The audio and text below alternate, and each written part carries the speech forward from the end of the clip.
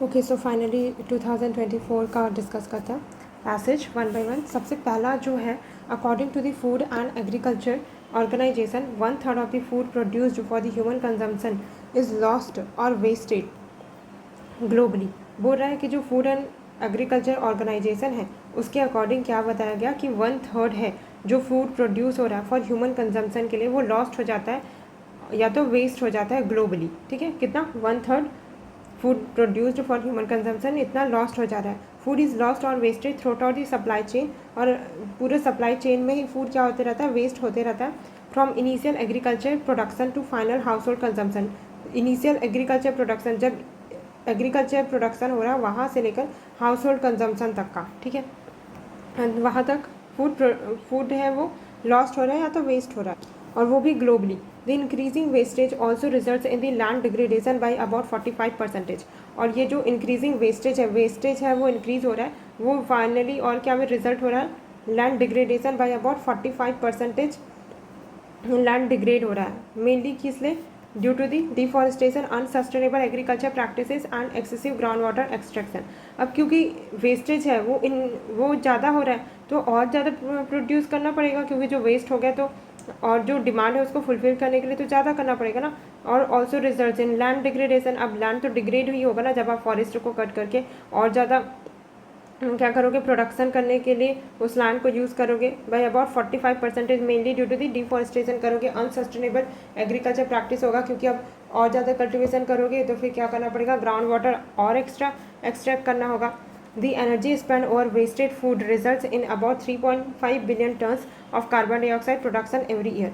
और क्योंकि यहाँ पर जो एनर्जी स्पेंड हो रही है वेस्टेड फूड में, क्योंकि वेस्टेड फूड है उसमें भी तो एनर्जी इन्वेस्ट होगा ना, वो कितना है? 3.5 billion ton of carbon dioxide production होगा, क्योंकि जो वेस्टेड फूड है जब वो डिग्रेड होगा बायोडिग्रेडेशन के थ्रू, जो भी माइक्रो ऑर्गेनिज्म है उसके थ्रू, तो कार्बन डाइऑक्साइड गैस तो रिलीज होगी। Decay also leads to harmful emission of other gases भी जो हार्मफुल गैसेज है वो भी इमिट होगी जब डिके होगा इनका, तो in the atmosphere. Addressing the loss and wastage of food in all forms is critical to complete this cycle of the food sufficiency and food sustainability. ठीक है, और ये चीज़ एड्रेस करेगी। Addressing the loss and wastage of food in all forms is critical. और इन चीज़ों को एड्रेस करना कि जो भी लॉस हो रहा है, जो भी वेस्टेज हो रहा है फूड का in all forms is critical to complete the cycle of food sufficiency.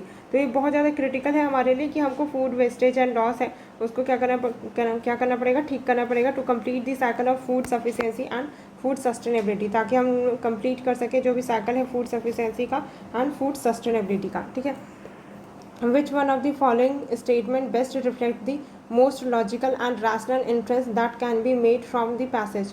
तो बोल रहा है कि मोस्ट लॉजिकल एंड रैशनल क्या है इंटरेस्ट। वैसे तो ये ऊपर के डायरेक्टिव का उतना कुछ खास फर्क पड़ता नहीं है, बस अजम्पशन वाला है ना, उसमें थोड़ा सा पैसेज के बियॉन्ड जाके सोचना, लेकिन पैसेज से दूर नहीं जाना। ठीक है, उसका मेन इंटेंट के पास ही रहना। ठीक है, अदरवाइज तो बाकी डायरेक्टिव का उतना खास यूज़ है नहीं, बट एक बार पढ़ लेना। ठीक है, फर्स्ट ये बोल रहा है the current method of food distribution are solely responsible for the loss and wastage of food. अभी तो पैसेज में इतने सारे प्रॉब्लम बताया कि ये रीज़न है फूड, मतलब कि रिस्पॉन्सिबल है loss and wastage of food का, कि सप्लाई चेन से लेकर यहाँ तक हर जगह फूड वेस्ट हो रहा है। तो कैसे ही सिर्फ फूड डिस्ट्रीब्यूशन है वो ही सोलली रिस्पॉन्सिबल हो सकता है loss and wastage of food? तो गलत होगा। ठीक है, सेकेंड क्या बोल रहा है? Land productivity is adversely affected by the prevailing trend of food loss and wastage. बोल रहा है कि जो लैंड की प्रोडक्टिविटी है ना वो एडवर्सली अफेक्ट हो रही है, जो भी प्रिवेलिंग ट्रेंड है फूड लॉस एंड वेस्टेज का। हाँ, ये तो हो रही है क्योंकि बोला ना पैसेज में। अब यहाँ पे ऐसे में सोचने लग जाना कि हर एक्सट्रीम गलत होता है। ठीक है, एक्सट्रीम गलत होगा तब जब एक ही रीज़न को ही वो रिस्पॉन्सिबल ठहरा देगा, और पैसेज में तो बहुत सारी चीज़ों की बात की गई थी। अगर पैसेज में ही एक ही चीज़ को बोलता कि नहीं food distribution is the main reason, तब ये भी सही हो जाता, लेकिन पैसेज ही ऐसा बात नहीं कर रहे तो कैसे सही होगा? नहीं होगा ना। तो पैसेज पढ़ने का यही तो फ़ायदा होता है कि क्या किन किन इशूज़ को एड्रेस किया है। अब यहाँ पे बोल रहा है कि लैंड की प्रोडक्टिविटी है वो एडवर्सली अफेक्ट हो जाती है by prevailing trend of food loss and wastage. अब हाँ, यही तो बता रहा था ना पैसेज में कि जो लैंड है वो डिग्रेड हो रहा है, ये सब हो रहा है करके, तो लैंड की जो प्रोडक्टिविटी है वो हो सकती है कि लॉस एंड डैमेज के कारण जो लैंड की प्रोडक्टिविटी है वो अफेक्ट हो रही है। ठीक है। अब ऐसे भी नहीं तो पहले ही अगर हम लोग ना पहला वाला तो ये हम श्योर है ना कि फर्स्ट तो गलत है ही, तो जब मैं एग्ज़ाम हॉल में सॉल्व कर रही थी ना तो मैं पहले फर्स्ट वाला पढ़ी कि ये तो गलत होगा ही होगा कि सिर्फ food distribution is not the solely responsible. मैंने 1 हटाया एंड सीधा आंसर पे आ गई। अब उसके बाद बस मैं ना गो थ्रू हो गई कि सेकेंड थर्ड है वो सही है या नहीं है। मैंने इसमें फोर्थ में भी सही टिक कर दिया। एक सेकेंड में इसको हटाती हूँ। तो फिर यहाँ पे क्या बोल रहा है, सेकेंड एंड थर्ड हमारा अकॉर्डिंगली सही होना चाहिए। सेकंड पढ़ लिया हमने, ठीक बोल रहा है पैसेज के लाइन में। देन थर्ड ये बोल रहा है कि reduction in the loss and wastage of food results in laser carbon footprint. अगर लॉस एंड वेस्टेज है फूड का वो कम होता है तो कार्बन डाइऑक्साइड फुटप्रिंट कम होगा। हाँ जाहिर सी बात है, क्योंकि पैसेज ने बोला कि जब लॉस एंड डैमेज हो रहा है, बहुत ज़्यादा वेस्टेज हो रहा है, तो कार्बन डाइऑक्साइड प्रोडक्शन ज़्यादा हो रहा है। तो अगर हम लोग लॉस एंड वेस्टेज फूड का कम करते हैं तो कार्बन डाइऑक्साइड का फुटप्रिंट भी कम होगा। सही है। फोर्थ ये बोल रहे हैं कि post harvest technology to prevent और reduce the loss and wastage of food are not available. हमारे पास जो पोस्ट हार्वेस्ट टेक्नोलॉजी होती है ना प्रिवेंट करने के लिए या रिड्यूस करने के लिए लॉस एंड वेस्टेज को, हमारे पास अवेलेबल ही नहीं है। ऐसा बोल रहा है, ऐसा थोड़ी ना है। अब पैसेज ने पहली बात ये चीज़ बोली ही नहीं कि हमारे पास ये टेक्नोलॉजी नहीं है। नहीं बोला ना तो हम भी नहीं मानेंगे। तो सेकंड थर्ड के सही जा रहा, हमने जैसे फर्स्ट हटाया तो सही जा रहा है, ठीक है। बट एग्जाम हॉल में ज़्यादा टाइम वेस्ट नहीं करना है। पहला है जैसे समझ आ गया ना कि ये तो गलत है ही, सीधा ऑप्शन हटाया, सेकंड थर्ड में आया, सिर्फ सेकंड एंड थर्ड देख लो कि ज़्यादा वो तो नहीं है, और उसके बाद क्विकली आ जाना, ठीक है, नेक्स्ट क्वेश्चन पे। Then based on the above passage the following assumptions have been made. क्या अज्यूम किया जा सकता है, कौन सा वैलिड है। The food distribution mechanism needs to be reimagined and made effective to reduce the loss and wastage of food. यही तो बोल रहा है कि फूड वेस्टेज हमको करना पड़ेगा, उसको रिड्यूस, और जो डिस्ट्रीब्यूशन मैकेनिज्म है उसको हमको री इमेजिन करना पड़ेगा। हाँ, क्योंकि पहले वाले जो हम लोग कर रहे थे उसमें तो दिक्कत है ना, तो री इमेजिन ही करना पड़ेगा, और क्या। तो सही होना चाहिए, पॉजिटिव स्टेटमेंट है। सेकेंड ये बोल रहा है कि ensuring the reduction of wastage and loss of food is social and moral responsibility of all citizens. हाँ, ये तो सही ही है ना कि जो रिडक्शन है उसका वेस्टेज एंड लॉस फूड का, ये इंश्योर करना सोशल एंड मोरल रिस्पॉन्सिबिलिटी है सारे सिटीजन की। अब हम अगर इसको नेगेटिव में जाते हैं, ठीक है, अगर हम ये सोचते हैं कि ऐसे तो पैसेज में सिटीजन की बात नहीं हुई, तो अगर हम इसको नेगेटिव करते हैं तो क्या हो जाएगा इसका मीनिंग कि reduction of wastage and loss of the food is not the social and moral responsibility of all citizen. तब तो सब धड़ल्ले से ही एकदम लॉस करेंगे, वेस्टेज करेंगे फूड को, तो ये तो और ज़्यादा गलत हो जाएगा, और ज़्यादा एक्सट्रीम हो जाएगा। मतलब ये सही होना चाहिए, है ना। तो ऐसे ही जब मुझे डाउट होता है ना कि ये सही होना चाहिए, नहीं मुझे सही लग रहा है कहीं गलत तो ना हो जाए, तो मैं इसको नेगेटिव कर लेती हूँ। अगर वो नेगेटिव में ज़्यादा एक्सट्रीम हो रहा है मतलब ये सही है ना। तो ये एक दूसरा अप्रोच है, ये जीएस में भी कर सकते हैं, ठीक है। एंड देन नेक्स्ट पैसेज क्या बोल रहा है कि an inflation rises even government previously committed to budget discipline are spending freely to help households. जो इन्फ्लेशन है वो राइज होगा एज इन्फ्लेशन राइजेस, जैसे जैसे इन्फ्लेशन राइज होता है। इवन जो भी गवर्नमेंट है previously committed to budget discipline, जो पहले ही कमिटेड थी कि बजट डिसिप्लिन के अकॉर्डिंग रहेगी, and are spending freely to help household, लेकिन वो भी क्या करने लगी कि फ्रीली स्पेंड करना चालू कर देगी हाउस होल्ड हैं उनको हेल्प करने में। High interest rates announced by the central bank, जो सेंट्रल बैंक है कंट्री की, वो हाई इंटरेस्ट रेट अनाउंस कर देगी, क्योंकि इन्फ्लेशन राइज हो रहा है ना, तो लोगों के पास पैसा ज़्यादा है, पैसा ज़्यादा है तो क्या करना पड़ेगा, लोगों के पास अवेलेबिलिटी ऑफ मनी कम करना पड़ेगा, तो हायर इंटरेस्ट रेट कर देगी। Are suppose to help produce modest physical austerity, तो तब जाके क्या होगा, जो लोगों के पास पैसा कम होगा, डिमांड कम करेंगे तो इन्फ्लेशन भी कम होगा। बिकॉज टू मेंटेन स्टेबल डेप्ट while paying more to borrow, और क्या करना पड़ेगा, स्टेबल डेप्ट हो जाएगा, और जो पे करना पड़ता है ना, मोर ज़्यादा पे करना पड़ेगा बोरो करने के लिए, क्योंकि इंटरेस्ट रेट ज़्यादा है। तो फिर गवर्नमेंट से मस्ट कट स्पेंडिंग और रेज टैक्सेस, और गवर्नमेंट है उसको अपना खर्चा करना बंद करना पड़ेगा, क्योंकि खर्चा ज़्यादा करेगी गवर्नमेंट तो डिमांड ज़्यादा होगा, किसी भी चीज़ का डिमांड ज़्यादा होगा तो इन्फ्लेशन हो जाएगा। और जो भी टैक्सेस है उनको ज़्यादा करना पड़ेगा, क्योंकि टैक्सेस ज़्यादा होगा तो लोगों के पास डिस्पोजेबल इनकम कम होगा ना। खैर मैं इतना इकोनॉमी यहाँ पे क्यों पढ़ा रही हूँ, ये इतना ज़रूरत नहीं है, लेकिन ठीक है। Without the physical backup monetary policy eventually loses traction, और बिना फिजिकल बैकअप के, अगर फिजिकल बैकअप नहीं हुआ गवर्नमेंट के पास, मतलब आरबीआई के पास, तो मॉनेटरी पॉलिसी वो इवेंचुअली क्या हो जाएगा, अपना ट्रैक खो देगी। तो फिजिकल बैकअप होना चाहिए। Higher interest rate become inflationary not disinflationary, तो अगर इंटरेस्ट रेट ज़्यादा हुआ ना तो क्या हो जाता है, higher interest rate become inflationary, तो इन्फ्लेशन को बढ़ा देगा अगर बहुत ज़्यादा इंटरेस्ट रेट होगा, not डिसइन्फ्लेशनरी.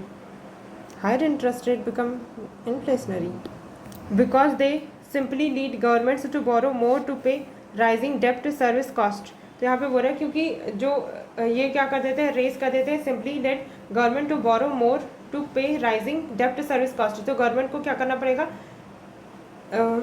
Government to borrow more, government को ज़्यादा बोरो करना पड़ेगा ताकि वो पे कर पाए जो भी राइजिंग डेप्ट सर्विस कॉस्ट है. अच्छा, जब इन्फ्लेशन रहता है ना तो जो डेप्ट सर्विसिंग है ना वो महंगा हो जाता है ना, क्योंकि जैसे गवर्नमेंट का डेप्ट था $1, ठीक है, और उस टाइम पे $1 इज इक्वल्स टू 40 रुपीज़ था. और अगर इन्फ्लेशन है तो रुपी डेप्रिसिएट होता है, रुपी डेप्रिसिएट हो जाएगा तो 60 रुपीज़ हो जाएगा. तो अगर गवर्नमेंट का $1 का लोन था तो अब उनको 60 रुपीज़ पे करना पड़ेगा. तो ये इन्फ्लेशनरी हो गया ना गवर्नमेंट के लिए, तो वो बता रहा है. ठीक है, the risk of the monetary unmooring is greater when public डेप्ट राइजेस. और जो रिस्क है मॉनेटरी अनमूरिंग का वो ज़्यादा होता है जब पब्लिक डेप्ट राइज होता है, because interest rates become more important to the budget deficit. अब देखो यहाँ पे हर चीज़ समझने की ज़रूरत नहीं है. मैं भले ही इकोनॉमी का कॉन्सेप्ट यहाँ पे समझा दी थी, लेकिन इतना ज़रूरत पड़ेगा नहीं. देखते हैं ना ऑप्शन, जब हम लोग पढ़ेंगे ना तो समझ आ जाएगा कि अगर पैसेज पूरा नहीं भी समझ आया तो ब्रॉड आइडिया होना चाहिए कि इन्फ्लेशन की बात कर रहा है, फिजिकल वगैरह एंड हाई इंटरेस्ट रेट. उसके बाद हो जाएगा क्वेश्चन सॉल्व. कैसे करते हैं मैं बताती हूँ. सबसे पहले बोल रहा है कि मोस्ट लॉजिकल रैशनल इन्फ्लुएंस क्या है पैसेज का. Central banks can not bring down inflation without budgetary banking. जो सेंट्रल बैंक है वो इन्फ्लेशन को कम नहीं कर पाएंगे बिना अगर बजटरी बैकिंग नहीं हुआ तो. ये बात तो सही है. अब ऐसे यहाँ पे ये नहीं बोला कि जो सेंट्रल बैंक है कभी भी इन्फ्लेशन को नीचे कर ही नहीं सकते. उसके साथ में उसने एक सेफगार्ड लगाया कि अगर उनके पास बजटरी बैकिंग नहीं है तो इन्फ्लेशन को नहीं कर सकते कम. और यहाँ पे देखो ये बोला ना कि without the fiscal backup monetary policy eventually lose traction. तो वही बता रहा है कि जब हमने देखा था ना कि कभी भी यूपीएससी एकदम पैसेज के एग्जैक्ट वर्ड को यूज़ नहीं करता. जहाँ पर एग्जैक्ट वर्ड को यूज़ किया ना वर्बैटिम, तो वो उसका मीनिंग चेंज कर देता है और वो गलत हो जाता है. तो देखो यहाँ पर फिजिकल बैकअप लिखा था, उसको अच्छे से रीडिफाइन करके क्या लिखा उसने, बजटरी बैकिंग. है तो सेम ही. तो ये तो सही होना चाहिए कि सेंट्रल बैंक है वो इन्फ्लेशन कम नहीं कर सकती अगर बजटरी बैकिंग नहीं है तो. देन सेकेंड ऑप्शन क्या बोल रहा है, the effects of monetary policy depend on the physical policies pursued by the government.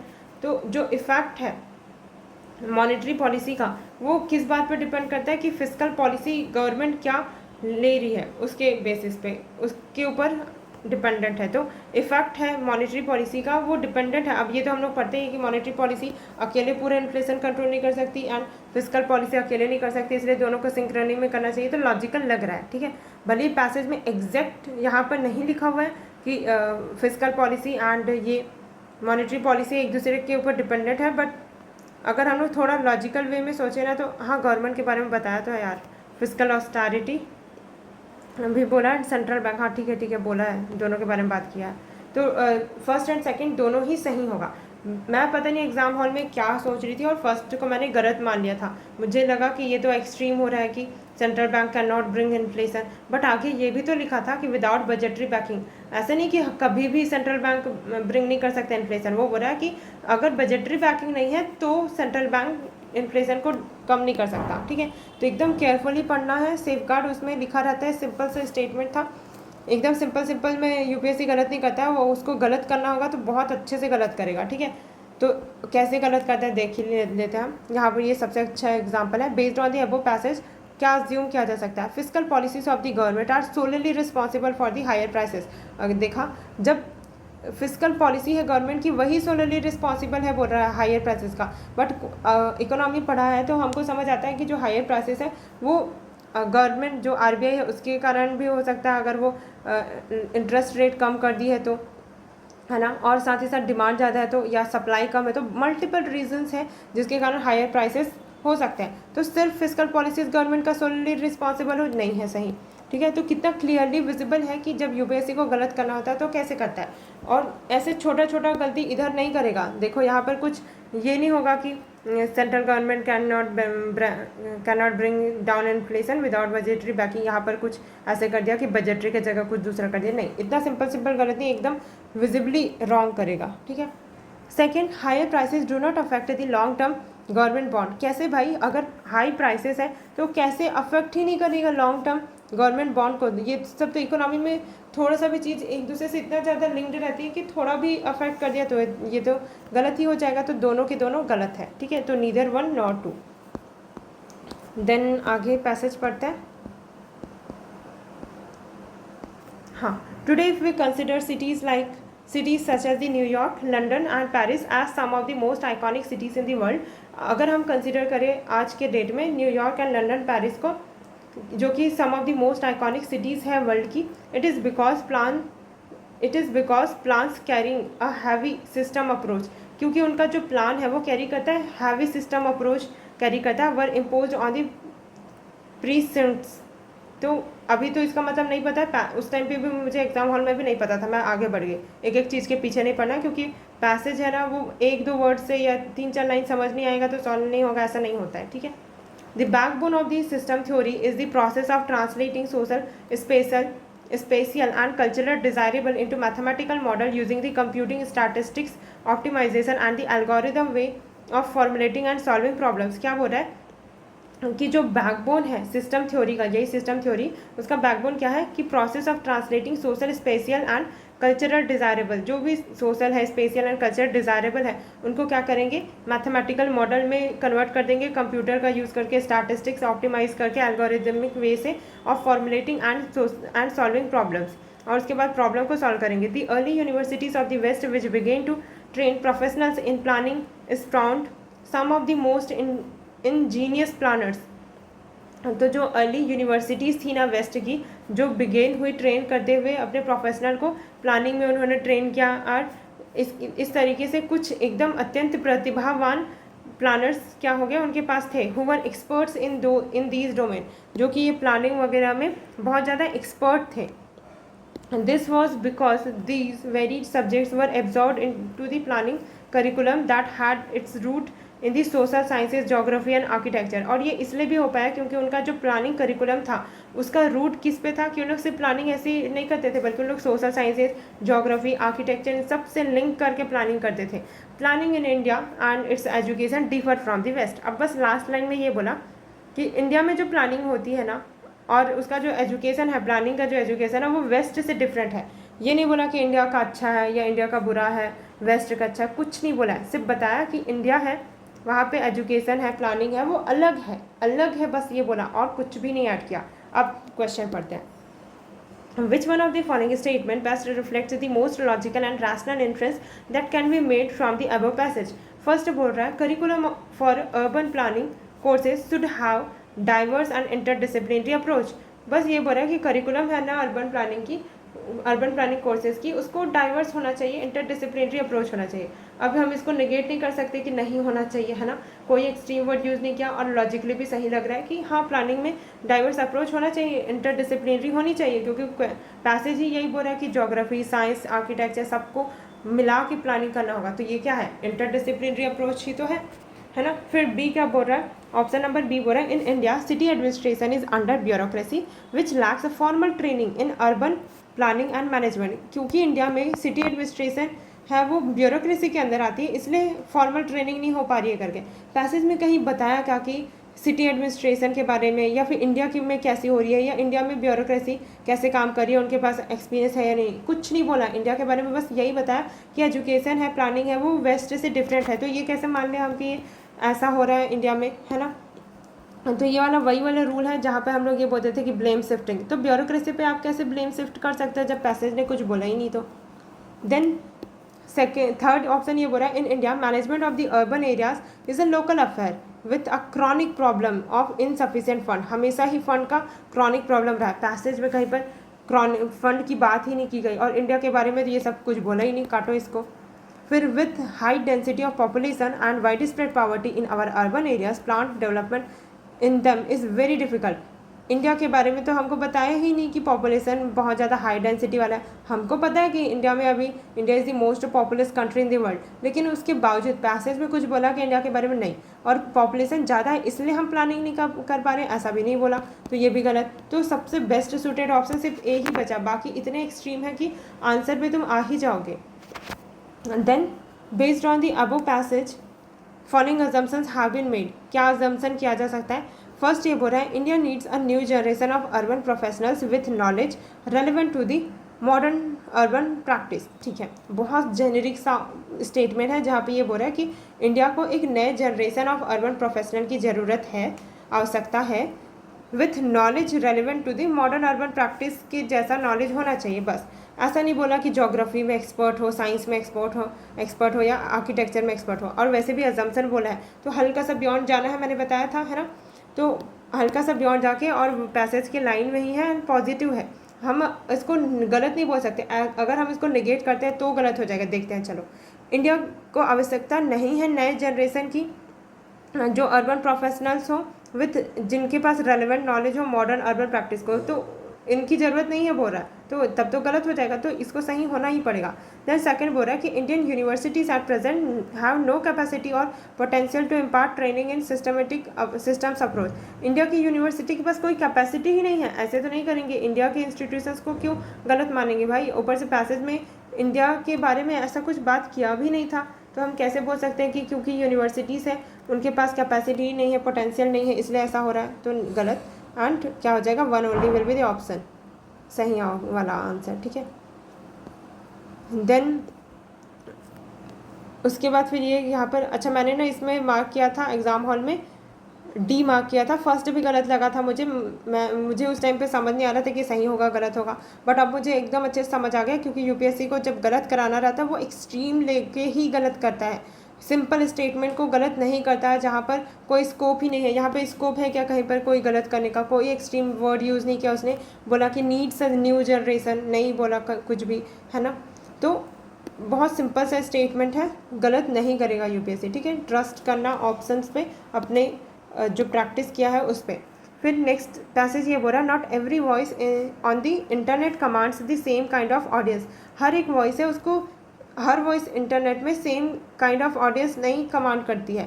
When anonymous private entities with high capital can pay for more space for their opinions. जो anonymous private entities होती है ना, जिनके पास बहुत ज़्यादा capital होता है, वो क्या करती है? पे करती है ज़्यादा स्पेस के लिए, अपना ओपिनियन को ज़्यादा लोगों तक पहुँचाने के लिए। They are effectively buying the louder voice. तो इफेक्टिवली लोग कर क्या रहे हैं? जो लाउडर वॉइस है उसको बाय कर ले रहे हैं और वही चीज़ सारी जनता सुन रही है। If political discourse in the digital sphere is a matter of outshining one's opponent till the election is won, then the quality of politics suffer। तो क्या बोल रहा है कि अगर पॉलिटिकल डिस्कोर्स है in digital sphere, matter of outshining one's opponent, तो अगर पॉलिटिकल डिस्कोर्स में अगर ये चीज़ें हो रही है डिजिटल स्फीयर में, जहाँ पर वो अपने अपोनेंट को आउटशाइन कर रहा है यही सारे टैक्टिक्स अपना के, जब तक ये इलेक्शन है वो जीत नहीं जाता, तो क्वालिटी ऑफ जो पॉलिटिक्स है वो तो सफ़र कर जाएगा ना, क्योंकि वो लाउडर वॉइस उसके फेवर में रहेगी, खरीद लेगा वो लाउडर वॉइस को और अपने तरफ से चलाएगा वो, है ना। तो पॉलिटिक्स है वो तो रियल जो क्वालिटी है पॉलिटिक्स की वो सफ़र करेगी। The focus of the social media is restricted to the promotion of the content. तो जो सोशल मीडिया है उसका क्या है, क्या बोला था, फोकस है सोशल मीडिया का, वो रिस्ट्रिक्ट हो गया है कहाँ पर? कि वो कंटेंट है उसको प्रमोट कर रही है, बस यही कर रही है social media. That generates more user engagement regardless of how inflammatory the content में भी। तो ये सिर्फ सोशल मीडिया कर क्या रही है? जनरेट कर रही है, यूज़र को इंगेज करके रख रही है, रिगार्डलेस भले ही वो कितना भी इन्फ्लेमेटरी कंटेंट उसमें क्यों ना हो सोशल मीडिया में। ठीक है, तो ये बता रहा है। तो क्या समझ आ रहा है ब्रॉडली कि सोशल मीडिया के बारे में कुछ नेगेटिव चीज़ बता रहा है, कैसे पॉपुलर वॉइस है उसको खरीद लिया जा रहा है, बस इतना समझ आ गया ना। बस अब देखते हैं क्वेश्चन पे। विच one of the following statement best reflect the central idea of the above passage. Central idea क्या है पैसेज का? फर्स्ट ऑप्शन ये बोल रहा है कि constructed as marketplace, okay, constructed as marketplace of views, social media ensure करता है इंस्टेंट एक्सेस ऑफ इन्फॉर्मेशन। ये तो सोशल मीडिया के बारे में पॉजिटिव बात कर रहा है, लेकिन पैसेज में तो अभी हमने पढ़ के आया कि सोशल मीडिया के बारे में कैसे बुराई कर रहा था, तो ये तो नहीं होगा सही। Social media are not ideal और moral institution but the products built by companies to make profit. हाँ, ये हो सकता है, क्योंकि सोशल मीडिया के बारे में नेगेटिव बोल रहा है कि हाँ सोशल मीडिया वो आइडियल नहीं है, ना ही मोरल इंस्टीट्यूशन भी नहीं है, बल्कि ये प्रोडक्ट है जो कंपनीज ने बनाया है प्रॉफिट कमाने के लिए। हाँ, तो हो सकता है।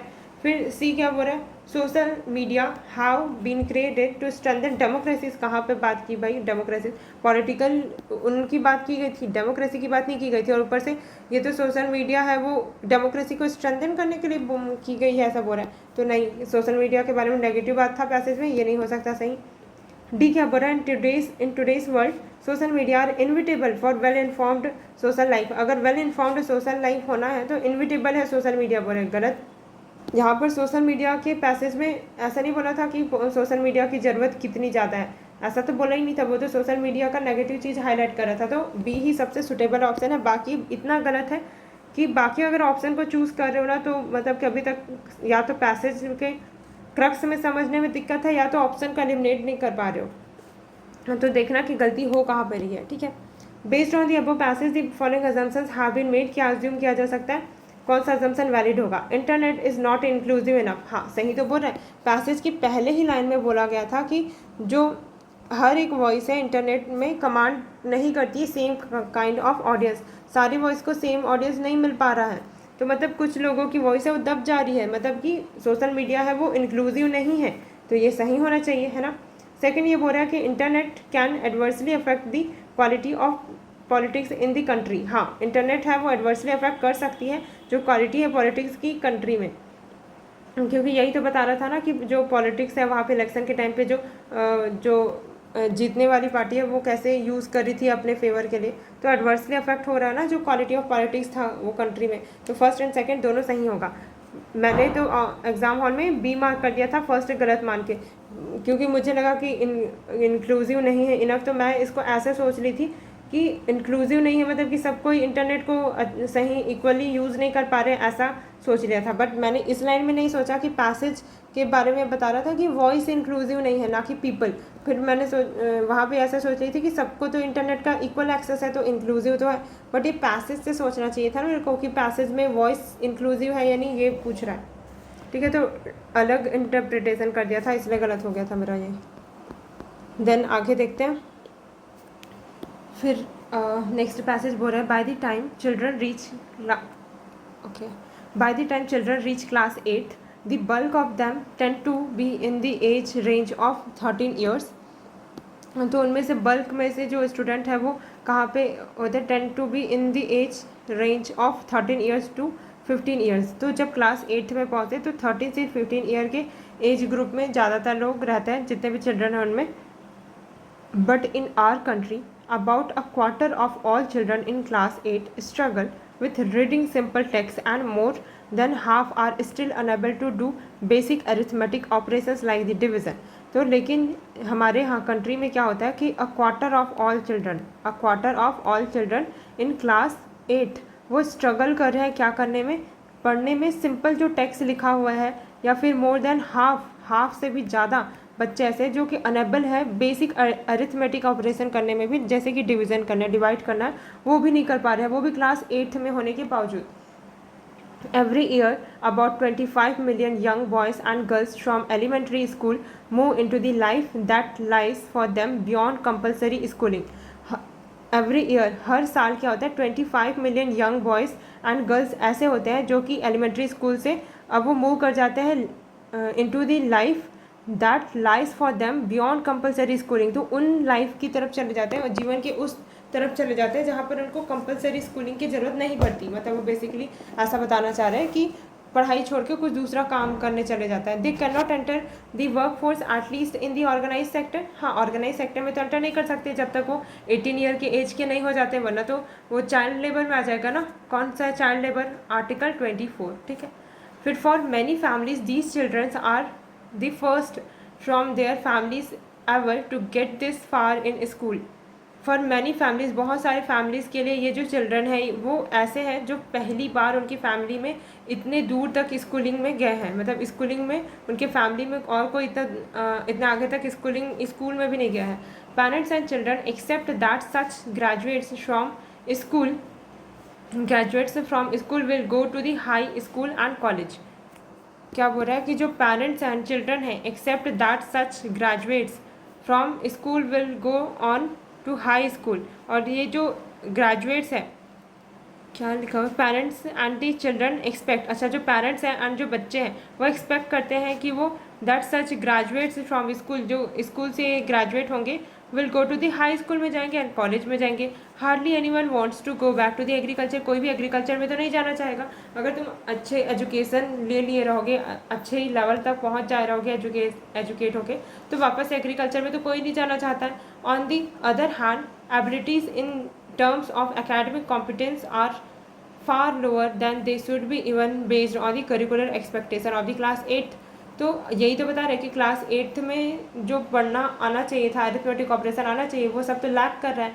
तो जो एकेडमिक कॉम्पिटेंस होगा ऐसे बच्चों का, वो तो उससे भी लोअर है जो क्लास 8th में जो करिकुलर एक्सपेक्टेशन होना चाहिए, है ना। तो पैसेज का एजम्पशन क्या किया जा सकता है, ये बोल रहा है, for effective schooling education, for effective school education parents have greater role than the government. कहाँ पे ऐसा बोला पैसेज में कि पेरेंट्स है उसका ग्रेटर रोल है गवर्नमेंट से? तो हम ये चीज़ अज्यूम कर ही नहीं सकते ना। अजम्पशन वाले में सोचना कि क्या ये चीज़ प्रैक्टिकली पॉसिबल है कि नहीं पेरेंट्स का ज़्यादा रोल है, गवर्नमेंट का तो रोल ही नहीं है, कहीं पर कंपैरिजन दिया नहीं, गलत, ठीक है। Second, school curriculum that confirms to today's requirement and is uniform for entire country may address the issue brought out। जो स्कूल का करिकुलम है जो कंफर्म कर रहा है today's requirement and is uniform for the entire country, अगर हम लोग करिकुलम को यूनिफॉर्म कर देंगे तो इशूज़ है वो सॉल्व हो जाएगा। लेकिन पैसेज में ऐसा कोई प्रॉब्लम बोला ही नहीं है कि क्योंकि स्कूल का करिकुलम यूनिफॉर्म नहीं है इसलिए क्लास 8th के बच्चों को अरिथमेटिक ऑपरेशन नहीं आता, ऐसा तो बोला ही नहीं ना। हाँ पैसेज में सिर्फ यही सुरेश क्या कि जो क्लास 8th के बच्चे हैं उनको बेसिक जो मैथमेटिक्स है वो भी नहीं आ रहा है, ये नहीं बोला कि करिकुलम में डिफ़ॉल्ट है या फॉल्ट है। तो ये हम कैसे मान सकते हैं? और ऐसे वाले यूपीएससी ने पहले भी पैसेज में सेम चीज़ ही किया था कि करिकुलम का कोई दिक्कत नहीं था, क्वालिटी ऑफ एजुकेशन का दिक्कत था और वहाँ पर उसने करिकुलम को ब्लेम किया था। तो यूपीएससी सेम पैटर्न ही फॉलो करता है। जैसे एजुकेशन वाला, चाइल्ड के एजुकेशन वाला, ये कितनी बार यूपीएससी ने 3-4 पैसेज में पूछ लिया है, मुझे तो अब याद ही हो गया।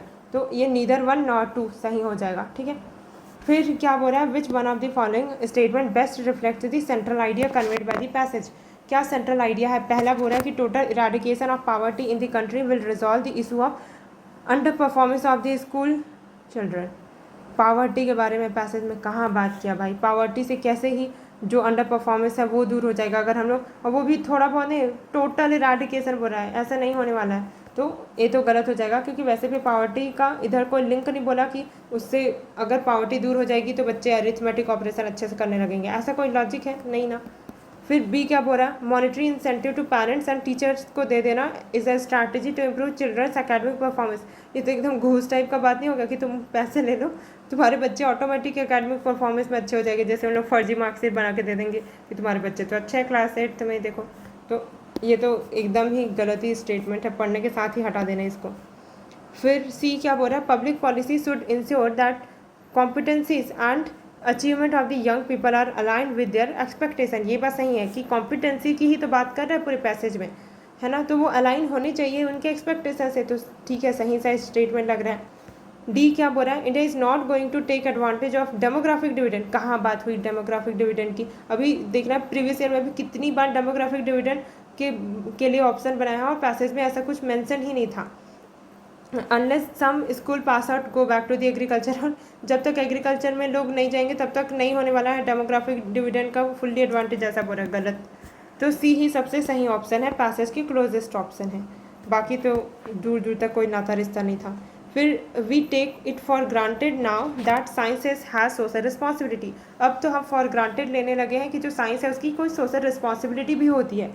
The idea would not have occurred to Newton और गैलीलियो, लेकिन ये आइडिया न्यूटन एंड गैलीलियो को नहीं आया होगा। They thought of science as an account of the world as it is and the only responsibility that they acknowledged was to tell the truth. They thought of science as an account of the world as it is. उन्होंने सोचा, they thought of science, उन्होंने science को बस इस तरीके से देखा कि जैसा है वैसे ही वर्ल्ड को बता देना, भले उस साइंस से कुछ भी हो जाए, न्यूक्लियर रिएक्टर बना सकते हैं, साइंस से ऐसा बता दिया लोगों को, अब इधर लोग पूरा न्यूक्लियर बम, हाइड्रोजन बम बना के बैठ रहे हैं। तो ये सही नहीं है कि साइंस को ऐसे जैसा है वैसे ही बता देना सबको, उसकी कोई रिस्पॉन्सिबिलिटी भी है। And the only responsibility that they acknowledge was to tell the truth. But उस टाइम जो न्यूटन एंड गैलीलियो थे उनको बस ये सही लगता था कि जो साइंस है उसको सही सही बताना, tell the truth to the countryman या फिर सिटीजन्स जो भी है। The idea that science is a social enterprise is modern. Science है वो एक सोशल इंटरप्राइज है, ये आइडिया तो नया नया है। And it begin at the industrial revolution से ही ये आइडिया बिगन हुआ है। We are surprise that we can not trace a social sense further back. हम ऑब्लाइज्ड है कि हम सोशल सेंस को फर्दर बैक नहीं कर पा रहे हैं, because we nurse the illusion that the industrial revolution ended a golden age. तो इंडस्ट्रियल रिवॉल्यूशन ने गोल्डन एज को खत्म कर दिया, इसी इल्यूजन में हम जी रहे हैं। भले लास्ट का पैसेज का मुझे उस टाइम भी समझ नहीं आया था, अभी भी एकदम क्लियर समझ नहीं आया है, लेकिन फिर भी सीधे पैसेज के क्वेश्चन में आना क्योंकि हर लाइन से पैसेज सॉल्व नहीं होने वाला है। मतलब बस बेसिक एसेंस पता होना चाहिए कि साइंस के बारे में है, और कुछ मतलब साइंटिस्ट को थोड़ा ब्लेम किया जा रहा है कि कैसे उन लोग साइंस है उसको रिस्पॉन्सिबिलिटी के साथ नहीं बताए, सिर्फ ट्रूथ ही बता दिए, जिसके कारण जो साइंस है सोशल रिस्पॉन्सिबिलिटी भी होती है उसकी, कुछ ये सब बता रहा था। ठीक है, तो क्या बेस्ट रिफ्लेक्ट कर रहा है, बोल रहा है thinking of the author about the science. तो फर्स्ट बोल रहा है science must value the commitment of the scientist. क्या ही कमिटमेंट है, ऐसा कुछ तो बात हुई नहीं थी, और साइंस को वैल्यू करना ही चाहिए साइंटिस्ट की कमिटमेंट को, गलत। फिर science is product of civilised society. Science है वही होगी जहाँ पे सिविलाइजेशन वाली सोसाइटी होगी।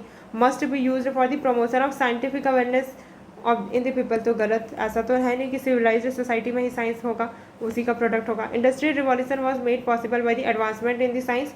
इंडस्ट्रियल रिवॉल्यूशन पॉसिबल हो पाया क्योंकि साइंस में एडवांसमेंट हो पाई। ये बात सही जरूर है, लेकिन क्या पैसेज ऐसा कुछ बता रहा था कि इंडस्ट्रियल रिवॉल्यूशन के बारे में सेंट्रल आइडिया अगर मैं देखूँ पैसेज का, क्या ये था कि इंडस्ट्रियल रिवॉल्यूशन से कैसे साइंस ने कैसे इंडस्ट्रियल रिवॉल्यूशन में हेल्प किया? नहीं ना, वो तो बाकी चीज़ के बारे में भी बता रहा था कि कैसे साइंस है उसकी रिस्पॉन्सिबिलिटी, साइंटिस्ट, तो ये सब कुछ सोशल रिस्पॉन्सिबिलिटी की बात कर रहा था। तो अब डी ऑप्शन पढ़ते हैं। Science must pursue truth. तो साइंस को परस्यू करना चाहिए ट्रूथ को, but be responsible for the social welfare. ये तो कुछ बोल रहा था कि रिस्पॉन्सिबिलिटी होनी चाहिए सोशल वेलफेयर के लिए, तो ये सही होना चाहिए। नेक्स्ट पैसेज यहाँ पर क्या बोल रहा है कि the history of science is the real history of Mankind. जो हिस्ट्री है साइंस का वो वही रियल हिस्ट्री है मैनकाइंड का। In the striking epigram, a 19th century writer links science with its background. इस स्ट्राइकिंग एपिग्राम में जो 19th सेंचुरी का जो राइटर था उसने लिंक किया साइंस को उस with its background. Like most एपिग्राम्स it's power lies in emphasizing bye contrast an aspect of truth which may be easily overlooked. तो ये बता रहा है कि लाइक दी मोस्ट एपिग्राम में ऐसा होता है कि जो पावर है वो लाई करता है इन दी एम्फेसाइज करने में जो कॉन्ट्रास्ट है, ट्रूथ जो कि ईजिली ओवरलुक हो सकता है, एस्पेक्ट ऑफ ट्रूथ जो कि ईजिली ओवरलुक किया जा सकता है। In this case it is easy to overlook the relation between the science and mankind. तो ये इस केस में तो बहुत ईजी है ओवरलुक करना जो भी रिलेशन होता है साइंस एंड मैनकाइंड के बीच में, and to treat the former as the some abstract third party. और जो साइंस है उसको हम लोग ऐसे ट्रीट कर सकते हैं कि जैसे कोई दूसरा थर्ड पार्टी हो, which can sometimes be praised for its beneficial influences. और कभी कभी इसको प्रेज भी किया जाता है, बेनिफिशियल इन्फ्लुएंस मिलता है इसके कारण, but frequently and conventionally blamed for the horrors of war के लिए भी साइंस को ब्लेम किया जाता है। Science and mankind can not be divorced from time to time at man's convenience. Science है एंड मानवता, मतलब विज्ञान और मानवता है, कभी भी ऐसे हम डाइवर्स नहीं कर सकते एक टाइम पे वो दोनों साथ में, एक टाइम पे अलग अलग। अपने मैन की कन्वीनियंस के बेसिस पे हम इनको डाइवर्स नहीं कर सकते। Yet we have seen that in spite of the country countless opportunity of improvement, the opening years of the present period of the civilization have been dominated by the international conflict. But हमको ये देखने को मिलता है कि countless opportunity है of the improvement, बहुत सारी अपॉर्चुनिटी है कि इम्प्रूवमेंट की ज़रूरत है। ओपनिंग ईयर जो है प्रेजेंट पीरियड का सिविलाइजेशन का, उसमें वो डोमिनेटेड था इंटरनेशनल कॉन्फ्लिक्ट से ही। Is this the inevitable result of the progress of science? क्या ये इनविटेबल रिजल्ट साइंस की प्रोग्रेस का यही है, और डज फॉल्ट लाई एल्सवेयर, या फिर कहीं गलती दूसरी जगह? पूरा पैसे समझ नहीं आया होगा, ना ही एग्जाम हॉल में समझने की ज़रूरत है, बस थोड़ा सा बेसिक आइडिया पता होना चाहिए कि हिस्ट्री ऑफ साइंस मानवता की कुछ बात हो रही है। ठीक है, अब पढ़ते हैं ऑप्शन। तो एम्पैथेटिकली ऑथर क्या बताना चाह रहा है, without science mankind could not have continue to exist till today. Science के बिना मानवता एग्जिस्ट ही नहीं कर सकती आज तक, ऐसा बोल रहा है। तो जब आदि मानव थे तब तो साइंस नहीं था, तो क्या मानवता नहीं थी, ये तो नहीं बोल सकता, तो गलत। It is the science that will ultimately determine the destiny of the Mankind. Mankind की डेस्टिनी है, क्या ही प्रोनाउंस करूँ मैं, डेस्टिनी है, वो सिर्फ साइंस ही बता सकती है, वही अल्टीमेटली बताएगी, तो गलत। ऐसा तो है नहीं कि साइंस ही अल्टीमेटली बताएगी कि क्या मानवता का क्या डेस्टिनी होने वाला है, तो दोनों के दोनों ही गलत है, तो नीदर वन नॉट टू, ठीक है। फिर based on the above passage the following assumptions have been made. Horrors of modern life are inevitable result of the progress of science. तो ये बोल रहा है कि जब जब साइंस प्रोग्रेस करेगा तो हॉरर तो होगा ही मॉडर्न लाइफ में, ये इनविटेबल है, मतलब होगा ही होगा, गलत। फिर the aspect of truth likely to be overlooked. जो एस्पेक्ट है कुछ, वो एस्पेक्ट है ट्रूथ का, वो ओवरलुक हो सकता है, is that science is what man has made it. यही तो बोल रहा था। देखो, पता नहीं मैं कितने टाइम से रिकॉर्डिंग बंद कर दी थी, मुझे याद नहीं आ रहा कि कहाँ पर छूटा हुआ था, यहाँ पर से वापस से कर लेते हैं। तो which one of the following is are empathetically conveyed by the author of the passage. Without science mankind could not have continue to exist till today. तो साइंस के बिना मानवता इतनी दूर तक पहुंच ही नहीं सकती थी, बोला। तो जब आदि मानव के टाइम पे थे हम, तो क्या उस टाइम मानवता नहीं थी? उस टाइम तो साइंस नहीं था, ये बात तो है, बट क्या मानवता भी नहीं थी? क्या श्योरिटी के साथ बोल सकते हैं हम? नहीं, ना ही एग्जामिनर भी ऐसा नहीं बोल सकता कि ऐसा नहीं था। तो अगेन एक्सट्रीम भी जा रहा है, और साथ ही साथ पैसेज के लाइन में भी नहीं है कि साइंस के बिना ऐसा हो जाएगा, ऐसा हो जाएगा, कुछ बोला ही नहीं था। सेकेंड ये बोला कि it is the science that will ultimately determine the destiny of the Mankind. जो मैनकाइंड की डेस्टिनी है वो तो सिर्फ साइंस ही बताएगी अल्टीमेटली, और कुछ नहीं। तो अगेन ऐसा नहीं है, ऐसा कुछ अथॉरिटेटिव स्टेटमेंट पैसेज में नहीं बताया था, तो ये भी गलत हो जाएगा, ठीक है। तो गलत होता है तो कितना ईजिली दिख रहा है, देखो कि ये अल्टीमेटली यही होगा, अल्टीमेटली दिस विल डिटरमाइन, और बिना इसके तो ये चीज़ पॉसिबल ही नहीं है। एंड देन यहाँ पे देखते हैं कि क्या अजम्पशन किया जा सकता है, the horrors of modern life are inevitable result of the progress of science. तो ये बोल रहा है कि साइंस जब प्रोग्रेस करेगा तो इनविटेबली क्या होगा, हॉरर ऑफ मॉडर्न लाइफ होगा ही होगा। इनविटेबल का मतलब ये होता है कि अगर ये चीज़ हो रही है तो ये तो होगा ही होगा, तो गलत भाई। ऐसा तो नहीं बोला ना कि जब जब साइंस का प्रोग्रेस होगा तो हमेशा ही मॉडर्न लाइफ में हॉरर देखने को मिलेगा, नहीं होगा ना। दैन सेकंड बोल रहा है the aspect of the truth likely to be overlooked. तो बोल रहा है कि जो कुछ एस्पेक्ट है ना ट्रूथ का, वो ओवरलुक हो सकता है, is that science is what man has made. तो ये वही साइंस जो मैन ने बनाया। तो ये पैसेज में डायरेक्टली ऐसे ही बोल रहा है कि an aspect of the truth, यहाँ पर बोल रहा है ना, an aspect of truth which may be easily overlooked. तो ईजिली ओवरलुक हो सकता है एस्पेक्ट ऑफ ट्रूथ बोल रहा है, तो सही होना चाहिए। कितना लाइटर सा स्टेटमेंट है, तो second only will be correct, हो गया। अब यहाँ पे अजम्पशन बोले, कुछ भी बोले, हम तो पैसेज के लाइन में ही पढ़ेंगे और एक्सट्रीम वाले को हटाना है, ओके। इसके आगे का नेक्स्ट में करते हैं।